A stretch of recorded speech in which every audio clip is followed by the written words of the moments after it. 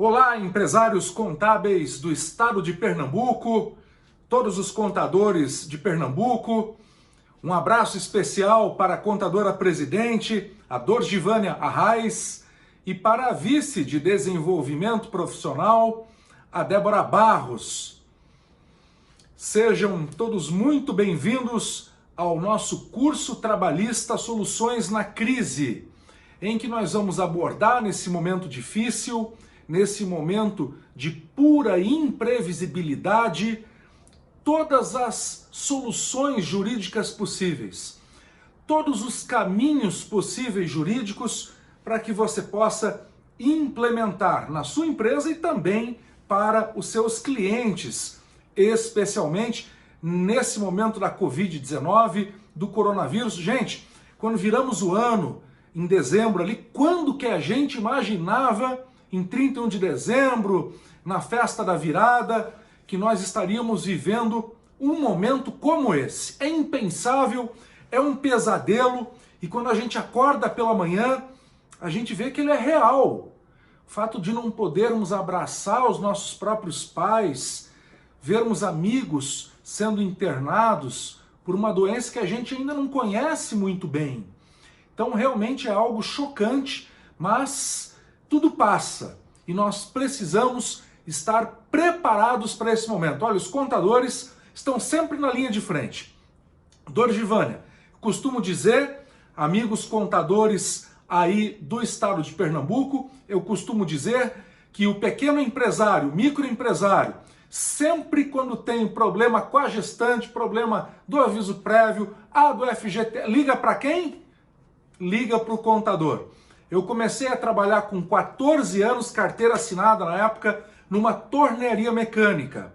Depois, eu abri uma pequena empresa de cosméticos, a minha indústria começou com 3 pessoas, terminou com 3.000, e eu vendi para um grande grupo. Então, conhecendo os dois lados, o lado do trabalhador, o lado do empregador, e sendo juiz há mais de 14 anos, eu vou compartilhar todas as minhas experiências aqui nesse encontro com vocês para tratar de todas as ferramentas jurídicas possíveis para a gente tratar do coronavírus, da preservação dos empregos e fazer a coisa certa. Nesse momento de incerteza, tomar a decisão mais adequada, com aquela que oferece o menor risco trabalhista possível, o caminho mais adequado.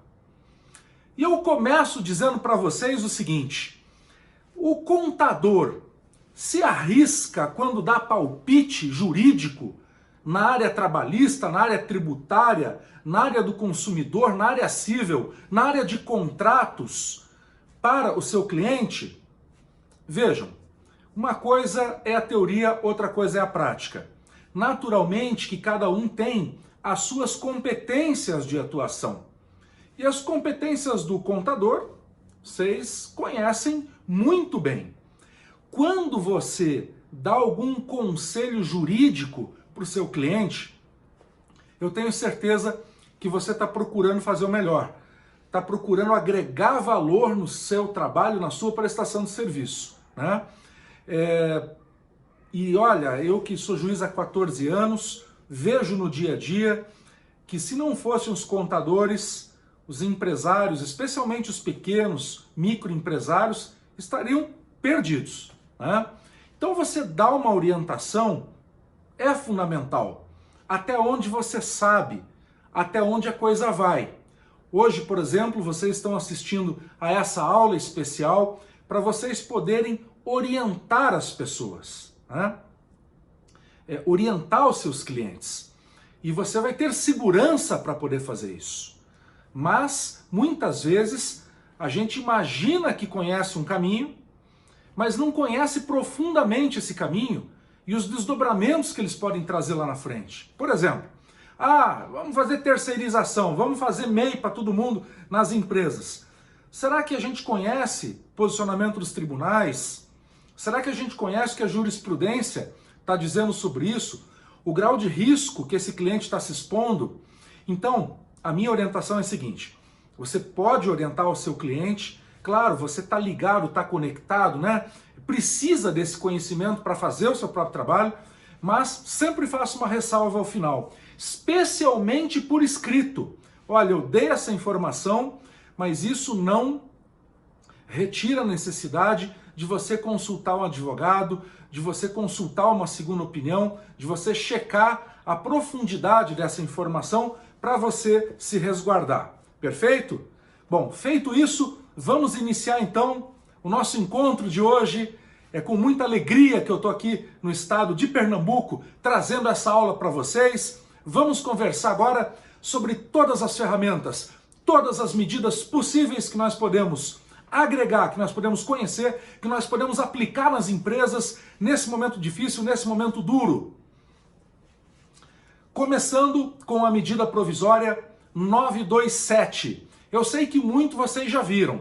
Eu vou fazer uma passagem, um voo rasante nas medidas provisórias, mas, por favor, prestem atenção nos detalhes, tá?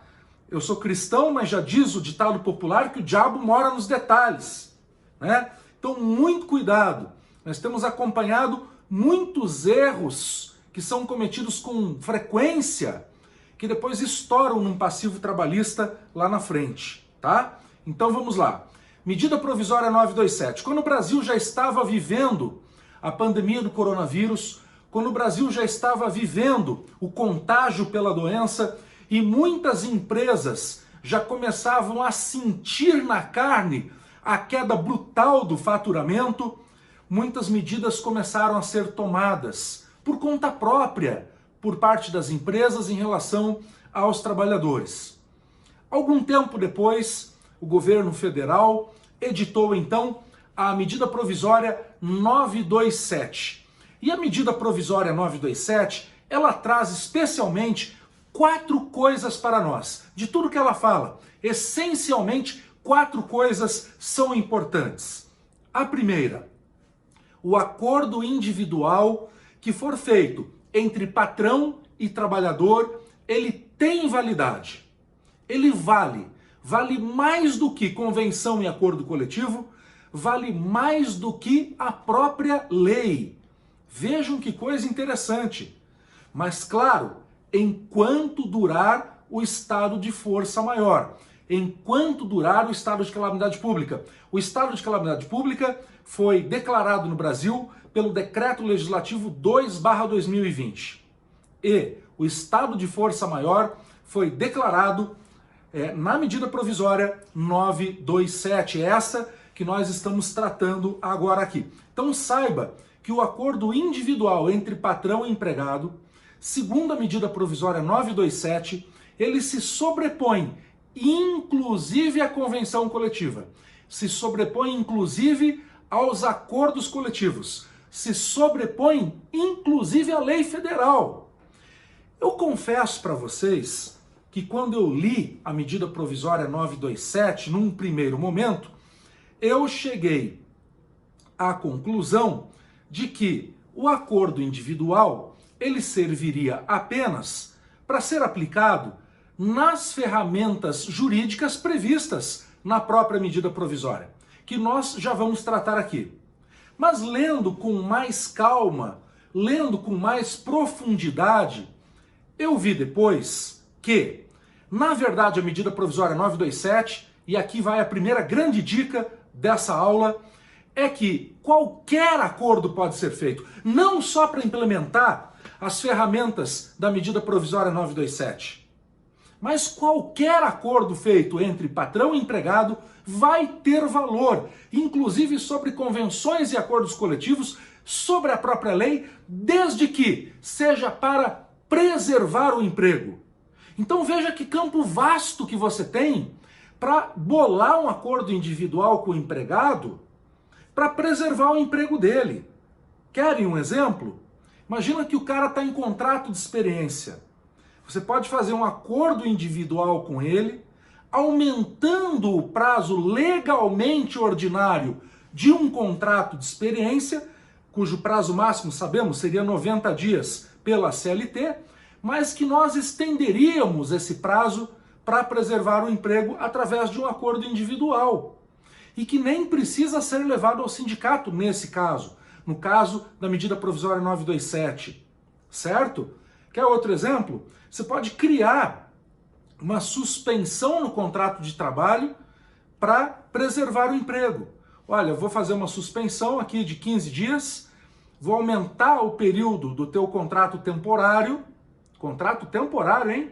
Tá? Além do que prevê a lei, do que está prevista na lei, mas eu te dou uma garantia de emprego depois. Então, se você fizer qualquer tipo de acordo individual para preservar o emprego, claro, contanto que esse acordo não contraria a Constituição Federal, esse acordo vai ter valor jurídico. Aí você se questiona, poxa, mas vai mesmo? Posso fazer isso sem medo? Veja, o ministro do Supremo Tribunal Federal, Marco Aurélio Mello, julgou em 4 processos diferentes a legalidade, a constitucionalidade, e o fez de maneira recente em relação à medida provisória 927. Então você pode aplicar sim com segurança jurídica, porque ela vale, ela é constitucional. A medida provisória 927 é válida, especialmente no tocante do acordo individual entre patrão e empregado, que vale mais do que um acordo, do que uma convenção coletiva. Tá legal? Muito bem. Contanto que não contrarie a Constituição Federal. Mas pode contrariar uma lei ordinária. Pode contrariar um acordo, uma convenção coletiva firmada com o sindicato da categoria. Vamos então para a segunda medida, segunda ferramenta muito especial, essencial da medida provisória 927, que é a possibilidade de adiantar feriados. A empresa, pela crise, pode adiantar feriados por conta própria.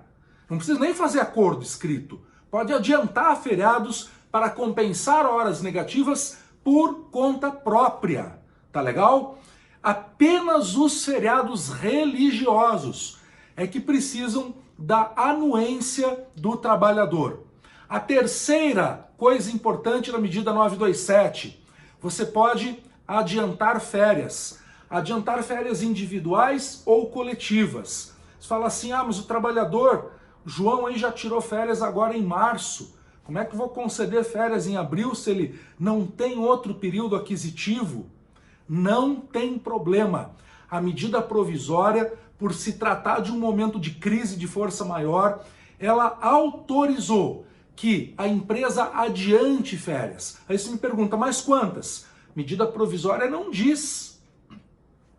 Medida provisória não diz. Pode adiantar um período de férias, pode adiantar um pedaço de férias coletivas e uma férias individuais, pode, uma férias individual, pode adiantar 2 períodos de férias, não tem problema nenhum, tá?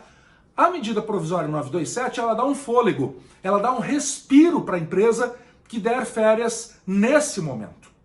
Da seguinte maneira, você concede férias agora e a medida provisória determina que você só vai pagar essas férias lá no 5º dia útil do mês que vem. Ou seja, junto com o salário. E o terço das férias você vai pagar só lá junto com o 13º salário. Ou seja, 20 de dezembro, conforme a lei 8.036/90, a lei do FGTS. Então veja que dá um fôlego aí para as empresas. Outra medida é que desburocratizou a comunicação das férias.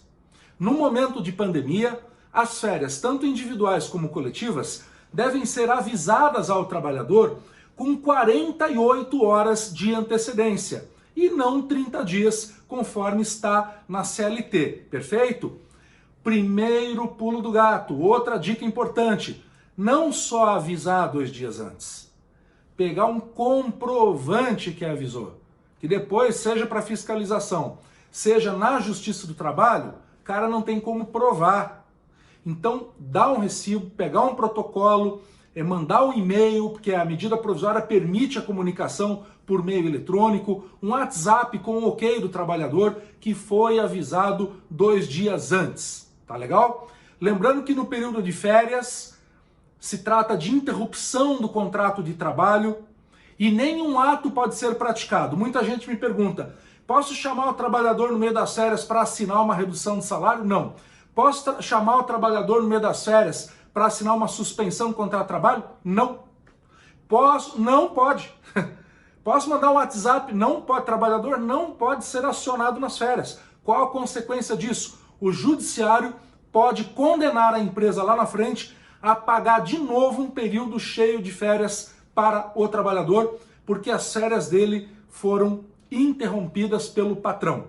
Então não se pode praticar, quero mandar o cara embora, no meio das férias não pode, tem que esperar ele voltar, correto? Pronto, não pode praticar nenhum ato jurídico no meio das férias. Poxa, mas que professor chato, fica repetindo isso. É que eu vejo isso acontecer todo santo dia na sala de audiências. Aliás, esse negócio de eu ver todos os dias os erros se repetindo na sala de audiência do Judiciário, da Justiça do Trabalho, me fez escrever um livro. O primeiro livro que eu escrevi, que foi precursor da reforma trabalhista do Brasil. De tanto eu ver as empresas cometerem erros repetitivos, né? Eu resolvi escrever um livro que se chama Trabalhista e Agora? Onde as empresas mais erram. Olha aqui, ó, um livro sem juridiquês, tá? Esse livro está esgotado no momento. Ele tem uma linguagem bem acessível, olha só, né? Ó como é que ele é por dentro, ó. Que bacana, né? Tá vendo ali, ó? Então, esse livro aqui está em falta, mas aqueles que desejarem podem me mandar um Instagram, sabe o direct do Instagram? Manda para mim e fala, olha, eu quero aquele livro da capa laranja, onde as empresas mais erram, onde você aprende com o erro dos outros, né? Pequenas dicas para evitar grandes condenações. Fala para mim no direct, olha, eu vi aqui no Pernambuco, no estado de Pernambuco, o Conselho de Contabilidade, o livro laranja, eu queria pedir o livro laranja, né? E eu vou mandar para vocês. Eu encomendo direitinho na editora, deve ficar pronto em poucos dias e eu mando para vocês com preço de editora. Tá legal? Muito bem. Então, esses erros se repetem e as empresas são condenadas, né? Então, muito cuidado com isso, pessoal. E a quarta coisa importante dessa medida provisória 927 é o fato de você poder fazer um banco de horas individual entre patrão e empregado para começar a compensar essas horas extras depois que terminar a calamidade pública, depois que terminar a força maior e, atenção, com 18 meses de prazo para compensar essas horas. Bem mais do que a lei normalmente prevê. Eles falam assim, mas Meleque, lá na convenção coletiva da categoria, está escrito que tem que avisar o sindicato para fazer banco de horas, senão tem multa, calma. Agora, na pandemia, vale a medida provisória 927. E o acordo individual entre patrão e empregado vai prevalecer sobre a convenção coletiva. Precisa ter medo disso? Não precisa ter medo. Está com todas as letras na medida provisória. Mas não tem risco do judiciário interpretar? O ministro Marco Aurélio Mello do Supremo Tribunal Federal já deu validade, já deu a constitucionalidade dessa medida. Então você pode aplicar com toda tranquilidade. A gente está aqui para isso nessa aula, não só para mostrar as medidas provisórias, as ferramentas, não só para fazer uma abordagem delas, mas também, e de maneira muito especial, passar o que é seguro, o caminho mais seguro para todos vocês. Tá legal? Então, aqui no banco de horas, você poderia me perguntar, tanto no banco de horas para compensar 18 meses depois, como também nas férias. Eu dei 2 períodos de férias, mas a situação seria a seguinte, se me pergunta, juiz Meleque, o trabalhador saiu antes de compensar todas as horas, o trabalhador saiu antes de completar o período aquisitivo das férias que foram adiantadas. Já sabem a pergunta, né? Posso descontar no TRCT? Posso descontar no termo de rescisão? A resposta é sim. Mas não tem nada na lei que diz que pode ou não pode descontar. É verdade. E quando a lei é silente, omissa, nós estamos autorizados pela própria CLT e também pelo Código de Processo Civil a integrar a norma jurídica. E como a gente faz isso? Através de princípios de direito. E são dois os princípios de direito que se aplicariam aqui nesse caso. Ou seja, o caso que nós podemos descontar do trabalhador as férias que ele teve adiantada e não cumpriu o período trabalhado, que seria o período aquisitivo, né? Ou as horas negativas do banco de horas, que é o princípio da vedação do enriquecimento sem causa. Ninguém pode se enriquecer sem uma causa jurídica. E aqui não haveria causa admissível. E segundo princípio de direito, que todos são iguais perante a lei, o princípio da isonomia. Ora, se a empresa estivesse devendo férias proporcionais ao trabalhador no momento do desligamento, ele teria direito a receber. Então, se é ele que está devendo, também pode descontar. E as horas negativas? Já diz, é um banco de horas. É uma conta corrente de horas, positivas ou negativas. Ora, se a empresa está devendo horas para ele no banco de horas, quando ele é desligado da empresa, a empresa tem que pagar no termo de rescisão. Simples assim. E se ele está devendo, ele também tem que pagar a empresa. Perfeito? Mas tem uma regrinha da CLT que tem que ser observada aqui, pessoal. Qualquer desconto no termo de rescisão do contrato de emprego está limitado a uma remuneração, aquela remuneração do valor de fins rescisórios do próprio trabalhador. Aí, eventualmente, eu posso cobrar a diferença numa ação trabalhista? Pode cobrar a diferença numa ação trabalhista. Mas descontar no TRCT está limitado pela lei a uma remuneração do trabalhador. Perfeito? Muito bem. Bom, vamos falar agora sobre a medida provisória 936, que é a que traz outras duas ferramentas muito importantes para a preservação do emprego. Lembrando que todas as medidas da medida provisória 927, elas coexistem, elas vivem junto, são simultâneas, estão valendo junto com a medida provisória 936, tá? Então, duas coisas importantes da medida provisória 936. A possibilidade de redução de salário e de jornada de maneira proporcional e a possibilidade da suspensão do contrato de trabalho. Tá legal? Então vamos falar sobre a redução de salário e redução de jornada. Agora eu pediria a atenção de você que está me assistindo agora, porque você vai falar, isso eu já sei, calma. Tem um monte de detalhezinho escondido aqui que eu vou trazer para vocês. Então, por favor, eu tenho visto erros muito recorrentes em relação ao que eu vou explicar agora, justamente porque o teu cérebro pensar, isso eu já sei, isso eu já vi, isso eu já fiz até. Então, calma. Presta atenção nesse momento, que é muito importante, tá? Olha, redução de salário e de jornada, se for de até 25%, qualquer trabalhador está autorizado a fazer, assinando um acordo individual junto com o patrão.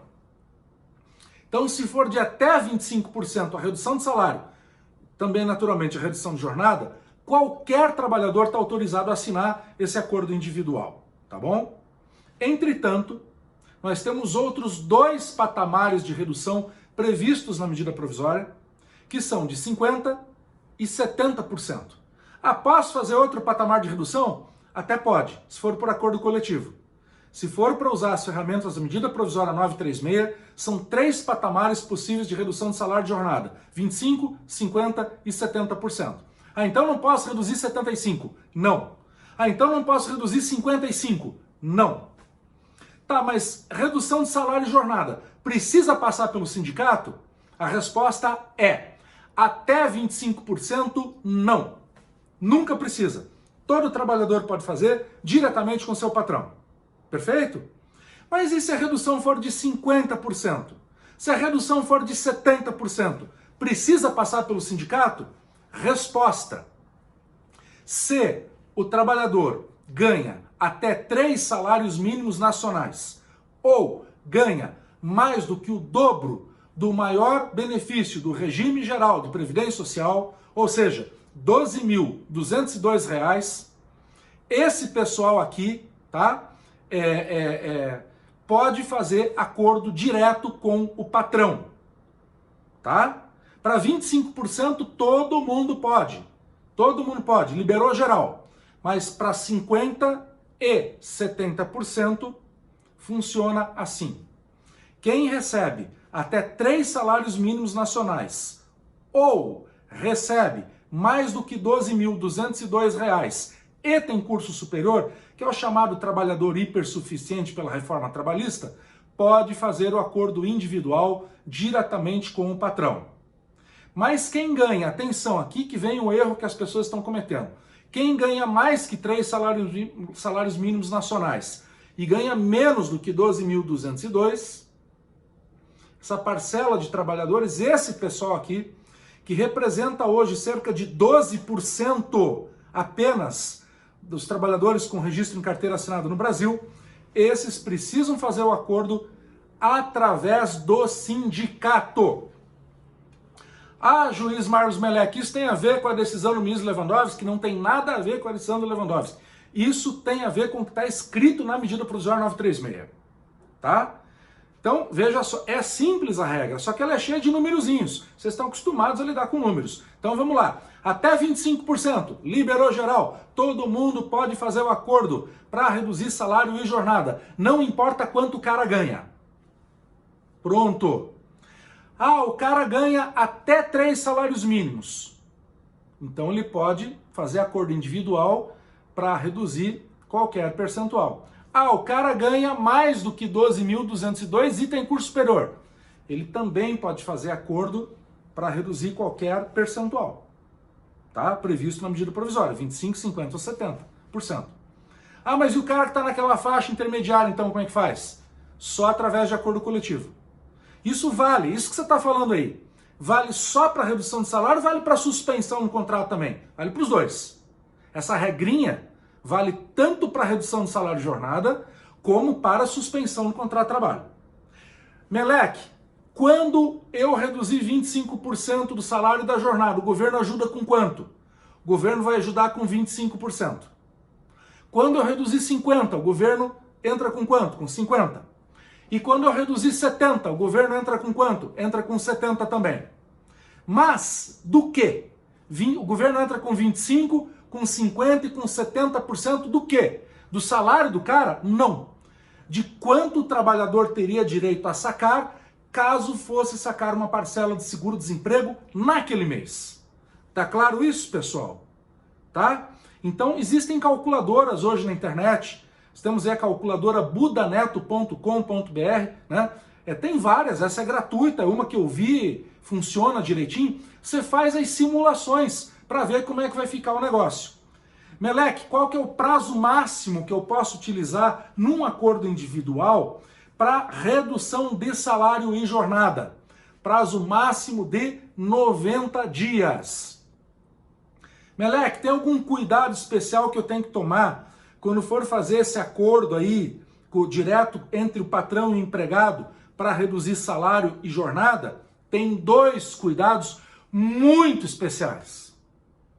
Eles são tão especiais que agora eu vou pedir que você pare tudo que você está fazendo, preste atenção só no que eu vou falar. Porque isso é muito grave, isso é muito sério. A ponto do Poder Judiciário poder tornar inválido tudo que você está fazendo agora, se você não tomar esses 2 cuidados. Primeiro cuidado, o documento, a minuta que você vai fazer com o teu trabalhador para reduzir salário e jornada, deve ser apresentada a ele com 48 horas de antecedência. Mas não é só isso. Onde é que está o perigo aqui? De você dar as 48 horas e não conseguir provar depois que deu. Isso pode invalidar esse negócio jurídico por um defeito no negócio jurídico, por você não ter cumprido o prazo estabelecido em lei. O judiciário pode vir a anular tudo isso aqui, por vício, por defeito no negócio jurídico que foi realizado. Então, além de dar as 48 horas de antecedência, para o trabalhador poder pegar essa minuta, ler em casa, analisar, né? Você tem que ter um comprovante que fez isso. É fundamental. Um protocolo, um recibo, qualquer coisa, um e-mail com a confirmação dele, um WhatsApp com a confirmação dele. E daí vem outra coisa. Ah, então eu não posso fazer retroativo. Não, não pode fazer retroativo. Mas todo mundo queria implementar na folha, mas não pode, por causa desse prazo de 48 horas, que você não só deve dar, mas deve provar que deu. O ônus da prova é teu. Entenderam a questão? E qual que é a segunda coisa importante? Qual o segundo cuidado que você tem que tomar? É quando aplicar a redução de salário e jornada. Depois que fechou o acordo com o trabalhador, assinou o acordo, você vai mandar isso para 2 lugares. Para o Ministério da Economia, através do empregador web, e também para o Sindicato do Trabalhador. Aí você me fala, mas caramba, você acabou de dizer que quem reduz até 25% não precisa o sindicato concordar. Veja, não precisa mesmo o sindicato concordar. Mas está na medida provisória que o sindicato tem que ser cientificado. Ele não precisa mesmo concordar, mas ele precisa ser informado, meramente informado. É isso que está na medida provisória. Ah, mas eu ouvi que o ministro Ricardo Lewandowski, do Supremo Tribunal Federal, tinha dado uma liminar que o sindicato tem que concordar. Essa liminar já caiu por 7-3, julgada pelo plenário do Supremo no último dia 16 de abril. Ah, então não tem mais, não está valendo mais. Então o que está valendo agora? Está valendo exatamente o texto da medida provisória 936, que é exatamente o que eu estou explicando aqui agora para vocês. Tá bom? Vamos lá. Segunda ferramenta da medida provisória 936 é a possibilidade de suspensão do contrato de emprego. Qual o prazo máximo, Meleque? Prazo máximo de 60 dias. Pode suspender. Ah, eu posso fracionar isso em 2 períodos de 30? Pode sim. Está escrito na medida provisória. Pode fracionar em 2 períodos de 30. Meleque, diga, eu posso misturar a redução de salário e jornada com a suspensão? Veja, misturar não precisa, porque quem vai pagar aquela ajuda financeira é o governo federal. Mas você pode usar primeiro um, depois o outro. Mas qual que eu uso primeiro? Tanto faz. Aqui a ordem dos tratores não altera o viaduto. Você pode primeiro fazer uma suspensão do contrato de trabalho e depois aplicar a redução de jornada. Mas atenção aqui, muito cuidado, pessoal. Para quem vai aplicar as 2 ferramentas, uma seguida da outra, não importa a ordem, tá? O prazo máximo é de 90 dias. Aí você fala, mas o Meleque quer me enlouquecer mesmo. Que ele acabou de dizer, ô cabra da peste, acabou de dizer que o prazo da redução salarial é de até de 90 dias. E que o prazo da suspensão do contrato é de no máximo 60. E ele também diz que eu posso usar as 2 ferramentas. Né? Sim. Só que daí a medida provisória limita. Se você somar os 2 períodos, seja da redução salarial, da suspensão, ou se você aplicou ao contrário, primeiro a suspensão, depois a redução, ou primeiro a redução, não importa isso. Importa que se você utilizar as 2 ferramentas, redução e suspensão e redução, não importa, a somatória do prazo não pode ultrapassar 90 dias. Ah, entendeu? Combinado? Legal. Vamos para frente então. Tá, quero saber agora o seguinte, quanto que o governo vai pagar, o que eu tenho que pagar quando eu faço a suspensão no contrato? E funciona assim. Se a tua empresa tem uma regrinha financeira agora, facinha, se a empresa fatura até 4.800.000 reais por ano, você não precisa pagar nada para o trabalhador enquanto ele estiver com o contrato suspenso. Nem 1 centavo de salário. Apenas a medida provisória diz que você tem que continuar pagando os benefícios de quê? Da convenção coletiva de trabalho. Tem que pagar vale transporte quando o trabalhador está em casa, com o contrato suspenso? Não tem, porque ele não está usando o transporte público para ir e voltar ao trabalho. E também não vai ter o desconto de 6% no contra-cheque. Beleza? Pronto. Ah, mas e o vale alimentação? Ele está em casa, trabalha, contrato suspenso. Tem que pagar? Tem que pagar. Mas por que tem que pagar? Porque a medida provisória diz que todos os benefícios devem ser mantidos. Quais? Os das convenções coletivas. E aí, vale refeição, vale farmácia, vale mercado, vale alimentação. Tudo isso é previsto aonde?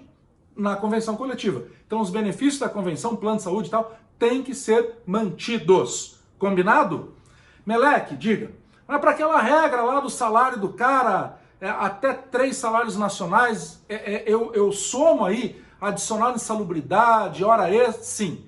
Todas as parcelas de natureza salarial entram nesse cálculo, tá bom? Então vamos lá, suspendi o contrato de trabalho.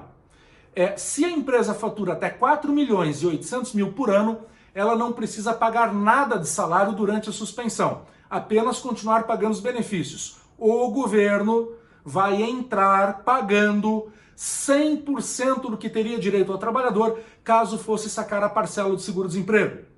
E se a empresa fatura acima de 4 milhões e 800 mil por ano, então essa empresa vai ter que pagar 30% do salário do trabalhador. E o resto, 70% do que teria direito o trabalhador, caso fosse sacar a parcela de seguro-desemprego, então será paga pelo governo. Isso tudo é verba indenizatória. Perfeito?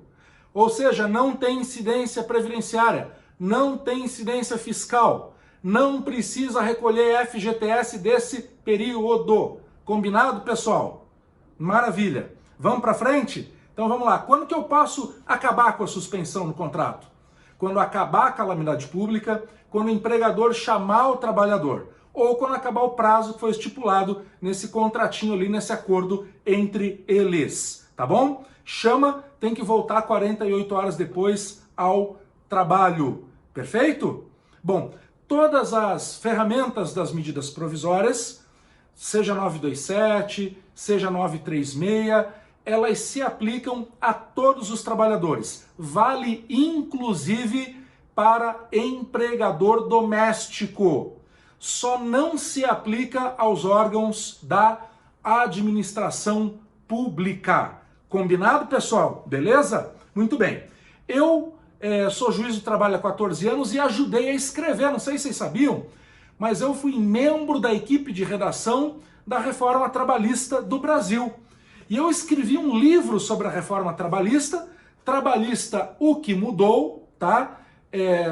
E continua mudando. É um livro bem legal, ele mostra como era e como ficou, né? Olha só, um exemplo aqui, como era, como ficou. Foram mais de 200 coisas que mudaram na lei e eu faço um breve comentário aqui abaixo. Esse é o livro da capa amarela, Trabalhista, o que mudou. Tá? Você pode mandar um direct para mim no Instagram e pedir também com preço de editora, que a gente manda entregar pelo correio para você, tá legal? Então não confundam, o livro da capa laranja é Onde as Empresas Mais Erram, tá? Aprenda com o erro dos outros, tá? Pequenas dicas para evitar grandes condenações. E o livro da capa amarela trata da reforma trabalhista e as mais de 200 ferramentas que você pode aplicar nas empresas para melhoria de performance e faz uma comparação da lei velha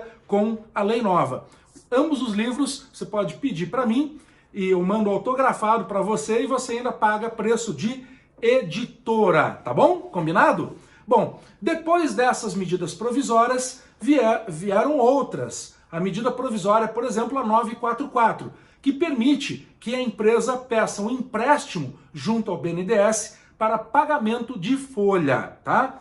Esse empréstimo junto ao BNDES cobre folha dos próximos 60 dias e é obtido junto aos bancos credenciados. Banco do Brasil, Caixa Econômica Federal, Itaú, Santander, Bradesco. Tá legal? Qual que é a taxa de juros desse empréstimo?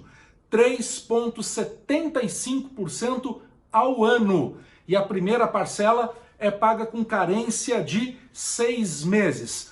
Quem pode solicitar esse empréstimo? As empresas que faturam no mínimo R$360 mil por ano e no máximo R$10 milhões por ano.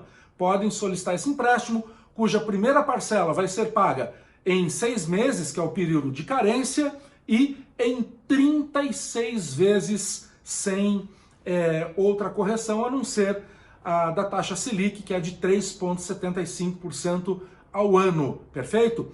Depois tivemos outra medida provisória que permite o saque do FGTS, um salário mínimo nacional, R$ 1.045, a ser pago a partir de 15 de junho até final de dezembro, para os trabalhadores, naturalmente, que tenham esse saldo no FGTS, tá? Então, a partir de 15 de junho até 31 de dezembro.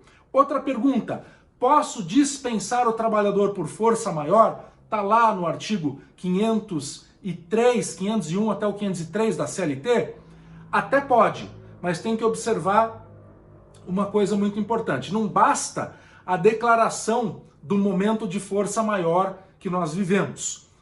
A empresa tem que fechar, mas não é um fechamento provisório. É extinção do estabelecimento. Então, se o estabelecimento ou sua filial extinguiram-se, você pode dispensar por motivo de força maior. E nesse caso, o aviso prévio e a multa do FGTS será reduzida pela metade. Ah, mas eu estou em força maior, estou com dificuldade financeira, fechei aí por um tempo. Não, daí não pode mandar embora por justa causa. Combinado, pessoal? Bom, importante relembrar também que sempre que você utilizar a medida provisória 936 e der a redução de salário ou a suspensão do contrato, pelo mesmo período que você deu a redução de salário ou a suspensão do contrato, pelo mesmo período, você vai ter que dar depois garantia de emprego, que vulgarmente, em boca de Matildes, o pessoal chama de estabilidade provisória. Estabilidade só para o servidor público. Aqui o correto é chamar de garantia de emprego. Tem que dar a garantia de emprego pelo mesmo período que utilizou na redução do salário ou da suspensão do contrato. Para quem pegar empréstimo do BNDES para folha de pagamento, também tem que dar garantia de emprego 60 dias depois que pegar o empréstimo. A regra, para quem precisar dispensar o trabalhador sem justa causa, sim, porque por justa causa pode mandar embora o trabalhador, mesmo ele nutrindo garantia de emprego. Se o cara apronta uma falta muito grave e o patrão resolve dar uma justa causa, isso, a justa causa, se sobrepõe à garantia de emprego. Mas o que é a garantia de emprego? É a eliminação da possibilidade do empregador dispensar alguém sem justa causa, tá? Só que a regra da indenização é diferente. Sabia disso? Pois é. Se você utilizou alguma das ferramentas das medidas provisórias 936, como suspensão, a redução do contrato, preservou o emprego, isso que é importante, né? Mas não aguentou e mesmo assim precisou mandar embora depois, lá durante a garantia de emprego, você terá uma redução pequena, mas vai ter uma redução do valor dessa indenização. Se fosse pela CLT normal, a indenização seria maior. Aí você fala, mas por quê? Que a medida provisória previu uma indenização menor para o trabalhador se ele passou pela suspensão, passou pela redução e depois foi mandado embora durante lá o prazo de garantia de emprego. Por um motivo muito simples. É como se o governo dissesse, patrão, você acreditou na medida provisória, acreditou no projeto do governo para salvar emprego e fez parte, foi protagonista nisso. Mas ali na frente você não aguentou e teve que dispensar. Ora, ele segurou emprego por alguns meses. Ele podia ter mandado embora lá atrás, não mandou.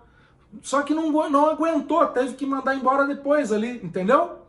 Então o que acontece nesse caso? O governo diz, você acreditou no projeto, você salvou emprego até onde você pôde, teve que dispensar ali na frente, então a tua indenização vai ser um pouco mais suave, porque você se esforçou e está aqui o reconhecimento, tá? Então essa é a lógica da indenização, ser um pouco menor na garantia de emprego para a relação de emprego que se utilizou, seja da suspensão, seja da interrupção do contrato de trabalho, tá legal? Aí se eu quiser fazer acordo com o sindicato, pode? Pode. Pode. Ah, o sindicato pode cobrar por esse acordo? Pode também. Quanto? A lei não diz. E aí que tá, o sindicato pode ser protagonista nesse momento do bem, né? Sendo um mediador, pegando na mão das duas partes e acertando isso daí, ou ele pode cobrar um valor, que é justo também, porque está prestando um serviço, mas um valor pequeno, não a ponto de inviabilizar qualquer negociação, correto? É isso aí. Bom, quais as medidas para a gente terminar aqui a nossa aula, né? Quais as medidas que o governo adotou até agora para suavizar o caixa das empresas e das pessoas físicas? Bom, primeiro, que nós temos a menor taxa Selic da história do Brasil, né? Segundo, que a Caixa Econômica Federal diminuiu o cheque especial para o juro de 2,90% ao mês. É o menor juros também da história no cheque especial da Caixa, tá? Para quem tem empréstimo de capital de giro, PJ, a Caixa está prorrogando em 60 dias a cobrança das próximas 2 parcelas. Tem que pedir isso para o gerente, tá?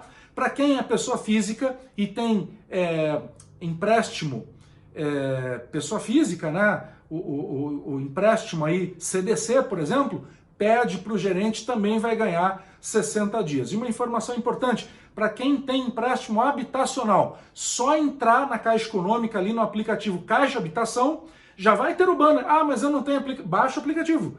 Não tem a senha. Faz rapidinho ali, bem prático, tá? E tem o banner na entrada, se clica em cima e já coloca ali. Quero pular 2 prestações. E vai ser jogada lá para o final do contrato habitacional. Tá bom? O Banco do Brasil também tem medidas similares. E bancos privados têm menos, mas algumas medidas similares também, tá? Além disso, o governo liberou saque do FGTS, conforme acabei de mencionar na explicação anterior, tá ok? E outras medidas também foram tomadas para suavizar para as empresas e para os trabalhadores, como, por exemplo, a liberação do empréstimo na folha de pagamento, coisa e tal, tá bom? Então, várias medidas foram tomadas, a cobrança dos meses de competência do FGTS março, abril e maio poderão ser pagos em 6 vezes, competência do FGTS março, abril e maio, essas competências vão poder ser pagas em 6 vezes a partir de julho, mas para isso o contador tem que informar até 20 de junho, 20/6. Tome nota e não esqueça, porque senão seu cliente vai ficar inadimplente, tá? Tem direito ao parcelamento. Também o Simples Nacional, né? Os Simples dos meses de competência março, abril e maio foram jogados para outubro, novembro e dezembro. Então, foram várias medidas, a contribuição do Sistema S caiu pela metade, a possibilidade de parcelamento dos tributos federais com uma entrada bem pequena, tá? Então, tem o Corona Voucher, né? R$600 por mês para quem? Durante 3 meses. R$600 para quem? Para MEI, para mãe chefe de família, olha que interessante, né? Pensaram que bom na mãe chefe de família, também para o autônomo, tá? Quais são as regras para a pessoa poder receber esse auxílio emergencial do governo? Ele tem que ganhar até R$ 552,50 por mês, se ganhar mais do que isso não tem direito. A renda familiar tem que ser de 3.150, a renda global, a renda bruta, senão ele não tem direito se ultrapassar essa renda, tá? E quem já está no Bolsa Família, no cadastro único, vai receber com prioridade. Quem tem direito, mas não está em nenhum dos 2 cadastros, pode preencher um autocadastro no site da Caixa Econômica Federal. Combinado? É assim que funciona esse auxílio emergencial. Lembrando que para quem aplicar a medida provisória 936, que vem o auxílio do governo para complementar o salário, tá?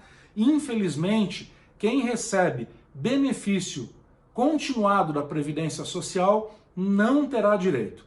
Os aposentados que continuam trabalhando com carteira assinada são um bom exemplo disso. Não terão direito a receber o auxílio emergencial do governo federal na hipótese de suspensão ou redução do salário e jornada, porque eles já recebem um benefício da Previdência Social.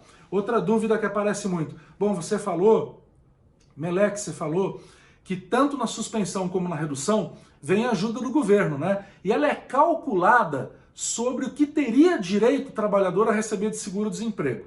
Exatamente. Mas, Meleque, significa que se a pessoa sair depois lá na frente, for desligada da empresa, ela não vai ter direito a sacar o seguro-desemprego? Ou ela vai ter esse valor abatido? Não. São coisas completamente diferentes. Apenas a base de cálculo utilizada foi a do seguro-desemprego. Se a pessoa for desligada lá na frente, ela terá direito, na forma da lei, normalmente, regularmente, ao saque das parcelas de seguro-desemprego. Eu agradeço a todos por participarem, por me acompanharem nessa aula sobre soluções trabalhistas para a crise. Convido a todos a degustarem as minhas obras, seja a primeira que eu escrevi, né, Trabalhista e Agora, onde as empresas mais erram, aqui, pequenas dicas para evitar grandes condenações, e Trabalhista o que mudou, o livro da reforma trabalhista do Brasil, tá? Eu mando autografado com muito amor, com muito carinho para todos vocês. Agradeço a audiência aqui na nossa aula, espero que as dicas, os detalhes que foram mencionados tenham sido relevantes para vocês, tá? E me coloco à disposição para ocasiões futuras. Agradeço, portanto, a todos os empresários contábeis aí de Pernambuco, todos queridos empresários contábeis, porque eu sei que vocês estão, de fato, na linha de frente. Quero agradecer também a presidente, a Dorgivânia Arraes, e a vice-presidente de Desenvolvimento Profissional, a Débora Barros. Espero ter agregado, compartilhado meu conhecimento, e espero que vocês tenham gostado. E, gente, dizer que tudo passa. Tudo passa nessa vida. O ser humano é extraordinário. Nós não vamos mudar o nosso jeito de viver e nos ajoelharmos diante de um vírus. Vamos sim tomar os cuidados necessários, mas nós vamos com certeza superar isso. A gente olha o céu e um brasileiro inventou avião, Mineiro Santos Dumont. A gente voa. A gente olha a praia, o mar, o oceano, o ser humano inventa um navio de toneladas e nos leva para outro continente. Nós queremos cantar, tocar, dançar, a gente inventa um instrumento musical. A gente toca o piano, o saxofone, a bateria, o violino. A gente canta, dança. A gente, apesar de tudo, dos problemas que cada um possa ter, a gente é muito feliz nesse planeta. E a gente olha para o nosso semelhante e tem uma série de sentimentos. Amor, ódio, raiva, perdão, ciúme, compaixão. O ser humano é essa mistura incomparável. E nós não vamos mudar o nosso jeito de viver. Que venha o momento da retomada e que nós tenhamos, Dorgivânia, que nós tenhamos, Débora, que nós tenhamos, amigos de Pernambuco, muita saúde para isso. É o que eu desejo para vocês, muita luz para todas as famílias do nosso querido estado de Pernambuco. Muito obrigado, um grande abraço, fiquem com Deus.